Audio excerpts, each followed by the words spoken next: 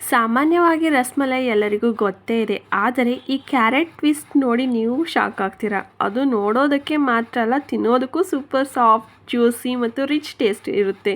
ಈ ಸಿಹಿ ಯಾಕೆ ಇಷ್ಟು ಸ್ಪೆಷಲ್ ಗೊತ್ತಾ? ಕ್ಯಾರೆಟ್ನ ನ್ಯಾಚುರಲ್ ಸಿಹಿತನ, ಹಾಲಿನ ರಿಚ್ ಫ್ಲೇವರ್ ಮತ್ತು ಏಲಕ್ಕಿ ಸುವಾಸನೆ ಎಲ್ಲದನ್ನು ಸೇರಿ ಈ ಕ್ಯಾರೆಟ್ ರಸ್ಮಲೈ.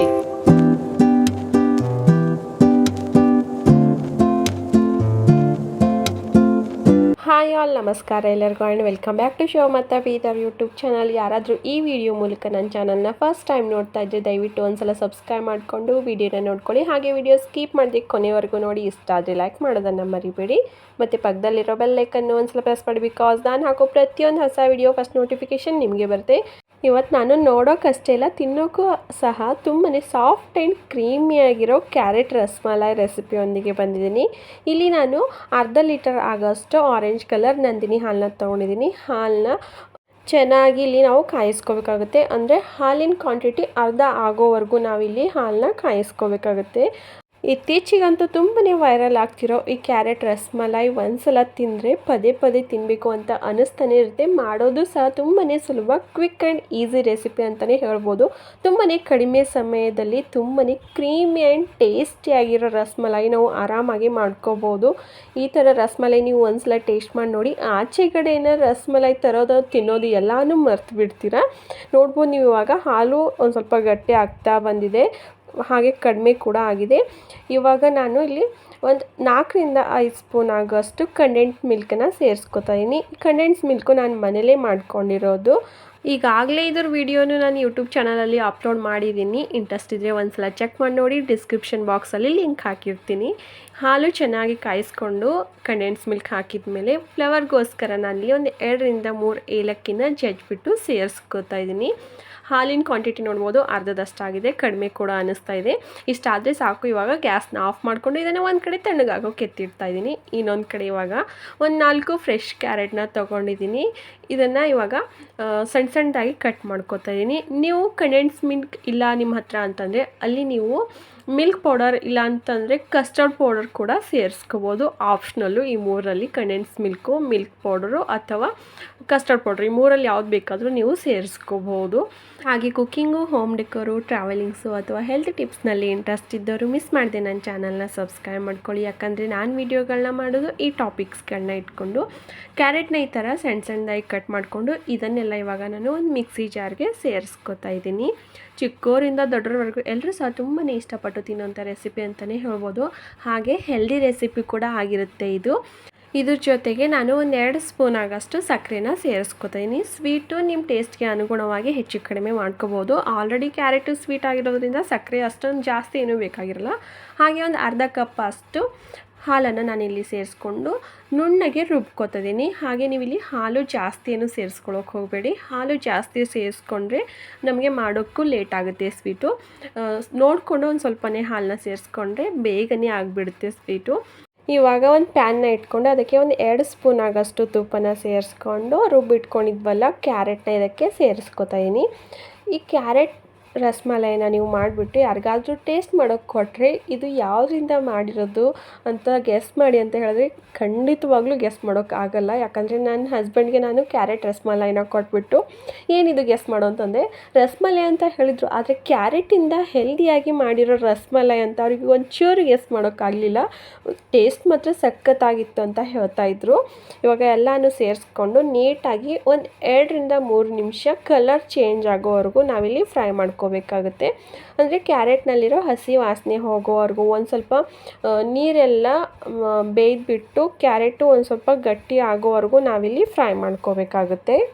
ನಾವು ಕ್ಯಾರೆಟು ರುಬ್ಕೊಳ್ಳೋವಾಗ ಹಾಲು ಜಾಸ್ತಿ ಹಾಕ್ಕೊಂಡಿದ್ರೆ ಇಲ್ಲಿ ನಮಗೆ ಟೈಮ್ ತೊಗೊಳುತ್ತೆ ಕ್ಯಾರೆಟು ಬೇಯೋಕ್ಕೆ ಮತ್ತು ಅದರಲ್ಲಿರೋ ಹಾಲಿನ ಅಂಶ ಕಡಿಮೆ ಆಗೋಕ್ಕೆ. ನಾವು ಹಾಲು ಕಡಿಮೆನೇ ಹಾಕ್ಕೊಂಡಿದ್ರೆ ಬೇಗನೆ ಬೇಯ್ದುಬಿಡುತ್ತೆ.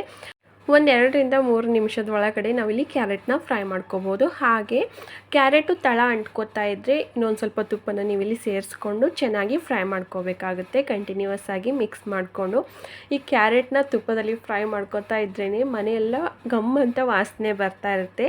ಇವಾಗ ಕ್ಯಾರೆಟು ಚೆನ್ನಾಗಿ ಫ್ರೈ ಆಗಿದೆ. ಒಂದು 3-4 ನಿಮಿಷ ನಾನಿಲ್ಲಿ ಫ್ರೈ ಮಾಡ್ಕೊಂಡಾದ್ಮೇಲೆ ಒಂದು 2 ಸ್ಪೂನ್ ಆಗೋಷ್ಟು ನಾನಿಲ್ಲಿ ರವೆನ ಸೇರಿಸ್ಕೊತಾ ಇದ್ದೀನಿ. ರವೆ ಹಾಕ್ಕೊಳ್ಳೋದ್ರಿಂದ ನಮಗೆ ಉಂಡೆ ಕಟ್ಕೊಳ್ಳೋಕ್ಕೆ ಚೆನ್ನಾಗಿ ಬರುತ್ತೆ. ಹಾಗೆ ಕ್ಯಾರೆಟ್ನಲ್ಲಿ ಇನ್ನೊಂದು ಸ್ವಲ್ಪ ಹಾಲಿನ ಅಂಶ ನೀರು ಏನಾದರೂ ಇದ್ದರೆ ರವೆ ಪೂರ್ತಿ ಅದನ್ನು ಹೀರ್ಕೊಳ್ಳುತ್ತೆ. ರವೆ ಹಾಕ್ಕೊಂಡಾದಮೇಲೆ ಮತ್ತೆ ಒಂದು 2-3 ನಿಮಿಷ ನಾವು ಚೆನ್ನಾಗಿ ಫ್ರೈ ಮಾಡ್ಕೋಬೇಕಾಗುತ್ತೆ. ಅಂದರೆ ರವೆ ಕ್ಯಾರೆಟ್ ಜೊತೆ ಹೊಂದ್ಕೊಂಡು ಚೆನ್ನಾಗಿ ಅರಳಬೇಕು, ಅಂದರೆ ಕಮ್ ಅಂತ ವಾಸನೆ ಬರಬೇಕು. ಅಲ್ಲಿವರೆಗೂ ನಾವು ಇದನ್ನು ಹುರ್ಕೋಬೇಕು. ಅಂದರೆ ಈ ಕ್ಯಾರೆಟ್ ಮಿಶ್ರಣ ಉಂಡೆ ಕಟ್ಟೋ ಹದಕ್ಕೆ ಬರೋವರೆಗೂ ನಾವು ಹುರ್ಕೋಬೇಕು. ಅಂದರೆ ನಾವು ಟೋಟಲಾಗಿ ಇದನ್ನು 6-7 ಮಿನಿಟ್ಸ್ ಫ್ರೈ ಮಾಡ್ಕೋತೀವಿ. ಅಂದರೆ ರವೆ ಹಾಕ್ಕೊಳ್ಳೋಕೆ ಮುಂಚೆ ಒಂದು 3-4 ನಿಮಿಷ, ರವೆ ಹಾಕ್ಕೊಂಡ್ಮೇಲೆ ಒಂದು 3 ನಿಮಿಷ ಫ್ರೈ ಮಾಡಿಕೊಂಡ್ರೆ ಸಾಕಾಗುತ್ತೆ. ನೋಡ್ಬೋದು ನೀವಾಗ ಆಲ್ಮೋಸ್ಟ್ ನನ್ನ ಕ್ಯಾರೆಟ್ ಇಲ್ಲಿ ಗಟ್ಟಿ ಆಗ್ತಾ ಬಂದಿದೆ.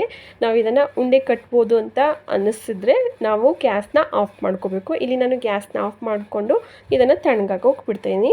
ಇನ್ನೊಂದು ಕಡೆ ನಾವು ಆವಾಗಲೇ ರೆಡಿ ಮಾಡ್ಕೊಂಡಿದ್ವಲ್ಲ ಮಿಲ್ಕ್ ಕ್ರೀಮು, ಅದು ಸಹ ಆರಿ ಚೆನ್ನಾಗಿ ಗಟ್ಟಿ ಆಗಿದೆ. ನೋಡ್ಬೋದು ನೀವು ಇವಾಗ ಇದೂ ಸಹ ಉಂಡೆ ಕಟ್ಟೋ ಹದಕ್ಕೆ ಬಂದಿದೆ. ನಾನು ಒಂದು ಸ್ವಲ್ಪ ಎಲ್ಲನೂ ನೀಟಾಗಿ ಮಿಕ್ಸ್ ಮಾಡಿಕೊಂಡು ಉಂಡೆನ ಕಟ್ಕೋತಾ ಇದ್ದೀನಿ.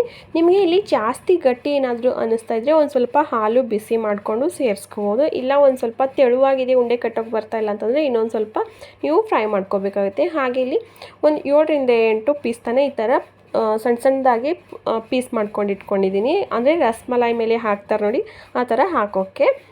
ಇವಾಗ ನಾನು ಎಲ್ಲ ಕ್ಯಾರೆಟ್ ಮಿಶ್ರಣದಿಂದ ಉಂಡೆ ಕಟ್ಕೋತಾ ಇದ್ದೀನಿ. ಕೈಗೆ ಏನಾದರೂ ಅಂಟ್ತಾ ಇದೆ ಅಂತ ಅನಿಸಿದ್ರೆ ಒಂದು ಸ್ವಲ್ಪ ತುಪ್ಪನ ಸವರ್ಕೊಂಡು ನೀವು ಉಂಡೆನ ಕಟ್ಕೋಬೋದು. ನಾನು ಹಾಗೆ ಕಟ್ಕೋತಾ ಇದ್ದೀನಿ, ಕೈಗೇನೂ ಅಂಟ್ಕೋತಾ ಇಲ್ಲ. ನೀವು ನೋಡ್ಬೋದು ಎಷ್ಟೊಂದು ಪರ್ಫೆಕ್ಟ್ ಆಗಿರೋ ಉಂಡೆ ಇಲ್ಲಿ ನಾನು ಮಾಡ್ಕೋತಾ ಇದ್ದೀನಂತ.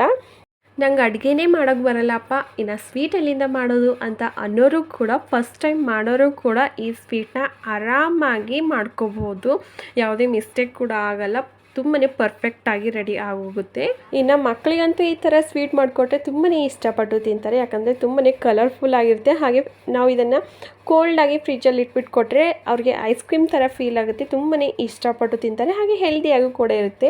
ಮತ್ತು ನಾನು ಹಾಲಿನಲ್ಲಿ ಸಕ್ಕರೆ ಏನೂ ಸೇರಿಸ್ಕೊಂಡಿಲ್ಲ, ಯಾಕಂದರೆ ನಾನು ಕಂಡೆನ್ಸ್ ಮಿಲ್ಕ್ನೇ ಸೇರಿಸ್ಕೊಂಡಿದ್ನಲ್ಲ, ಅದರಲ್ಲೇ ಸ್ವೀಟ್ ಇರುತ್ತೆ ಅಂತ. ನೋಡ್ಬೋದು ನೀವು ಇವಾಗ ಎಲ್ಲ ಉಂಡೆನ ಕಟ್ಕೊಂಡಿದ್ದೀನಿ. ಎಷ್ಟೊಂದು ಪರ್ಫೆಕ್ಟ್ ಆಗಿದೆ, ಒಂದಕ್ಕೊಂದು ಅಂಟ್ಕೋತಾನೂ ಇಲ್ಲ, ಗಟ್ಟಿ ಕೂಡ ಆಗಿಲ್ಲ, ತುಂಬಾ ಸಾಫ್ಟಾಗಿ ಬಂದಿದ್ವು. ನೆಕ್ಸ್ಟ್ ಇವಾಗ ಈ ಕ್ಯಾರೆಟ್ ಉಂಡೆಗಳನ್ನು ನಾವು ಕ್ರೀಮ್ ರೆಡಿ ಮಾಡ್ಕೊಂಡಿದ್ವಲ್ಲ ಮಿಲ್ಕ್ ಕ್ರೀಮ್ ಒಳಗಡೆ ಹಾಕಿಬಿಟ್ಟು ಮೇಲುಗಡೆ ಚೆನ್ನಾಗಿ ಕಾಣಲಿ, ಹಾಗೆ ಟೇಸ್ಟು ಚೆನ್ನಾಗಿ ಬರಲಿ ಅಂತ ಚೂರು ಮಾಡಿಟ್ಕೊಂಡಿರೋ ಪಿಸ್ತಾನ ಸೇರಿಸ್ಕೊಂಡು ತಿಂತಾಯಿದ್ರೆ ಹಬ್ಬ, ಬಾಯಿಗೊಂಥರ ಹಬ್ಬ ಅಂತಲೇ ಹೇಳ್ಬೋದು. ಮತ್ತು ನೀವು ಈ ಕ್ಯಾರೆಟ್ ಲಡ್ಡುಗಳನ್ನು ಹಾಗೆ ಬೇಕಾದರೂ ತಿನ್ಕೋಬಹುದು. ಮತ್ತು ಒಂದು ವಾರದವರೆಗೂ ಆರಾಮಾಗಿ ಸ್ಟೋರ್ ಮಾಡಿಟ್ಕೊಂಡು ಯಾವಾಗ ಬೇಕೋ ಆವಾಗ ಮಕ್ಕಳಿಗೆ ಕೊಡ್ಬೋದು. ಕ್ಯಾರೆಟ್ ಉಂಡೆಗಳನ್ನ ಒಂದು ಬೌಲ್ನಲ್ಲಿ ಇಟ್ಕೊಂಡು ಅದ್ರ ಮೇಲೆ ಮಿಲ್ಕ್ ಕ್ರೀಮ್ನ ನಾನಿವಾಗ ಸೇರಿಸ್ಕೊತೀನಿ. ನೋಡ್ಬೋದು ನೀವು ಎಷ್ಟೊಂದು ಟೇಸ್ಟ್ ಆ್ಯಂಡ್ ಕಲರ್ಫುಲ್ ಆ್ಯಂಡ್ ರಿಚಾಗಿ ಕಾಣಿಸ್ತಾ ಇದೆ ಅಂತ. ಇವಾಗ ಮೇಲ್ಗಡೆ ಚೂರು ಮಾಡಿಟ್ಕೊಂಡಿರೋ ಪಿಸ್ತಾನ ಸೇರಿಸ್ಕೊತಾ ಇದ್ದೀನಿ. ಇಷ್ಟಾದರೆ ಮುಗ್ದೋಯ್ತು, ರೆಡಿ ಟು ಈಟ್ ಟೇಸ್ಟಿಯಾಗಿರೋ ಕ್ಯಾರೆಟ್ ರಸಮಲೈ. ಈ ವಿಡಿಯೋ ನಿಮಗೆ ಯೂಸ್ಫುಲ್ ಆಗಿದೆ ಅಂತ ಅನ್ಕೋತೀನಿ. ವಿಡಿಯೋ ಯೂಸ್ಫುಲ್ ಆದರೆ ದಯವಿಟ್ಟು ಒಂದು ಲೈಕ್ ಮಾಡೋದನ್ನು ಮರಿಬೇಡಿ. ಹಾಗೆ ಮುಂದೆನೂ ಸಹ ಇದೇ ಥರ ಹೊಸ ವೀಡಿಯೋಗಳಿಗೋಸ್ಕರ ದಯವಿಟ್ಟು ನನ್ನ ಚಾನಲ್ನ ಸಬ್ಸ್ಕ್ರೈಬ್ ಮಾಡ್ಕೊಳ್ಳಿ. ನಾನು ಸಿಗ್ತೀನಿ ಮುಂದೆ ಹೊಸ ವೀಡಿಯೋದೊಂದಿಗೆ. ಬಾಯ್, ಟೇಕ್ ಕೇರ್.